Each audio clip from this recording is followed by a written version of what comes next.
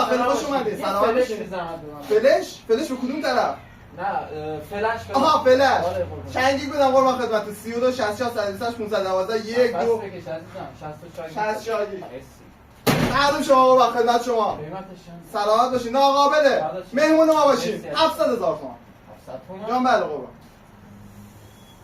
پسر من مأمور تعزیراتم. مأمور تعزیرات؟ بله. اشتباه لپی کردم. زر زدم قربان. 70,000 تومان. 700,000 تومان گفتی که. یه صفر اضافه گفتم. اشتباه کردی. جان بله.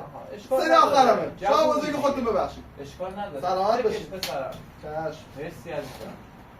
خدمت شما قربان. رقم میفرمایید؟ 2023. فقط داداش با مشتری بودم داشتم اذیتت من می‌کردم. با تو شوخی دارم.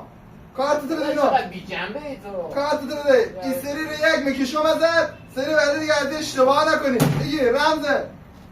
الان داری یک میکشی؟ جانره. من مأمور تعزیرات بودم. مأمور تعزیراتی؟ دیگه گرفتم؟ داداش تکلیف من مشخص کن. یک بار میگی مشتری و یک بار میگی مأمور تعزیرات. نه مشتری بودم شوخی کردم. مشتری بودی؟ آه. حالا بیا این پشت بیا مشتری رو بگو. بیا این داداش پشت. چقدر بی‌جنبه ای تو. از این غلطا نکن. بیا این پشت.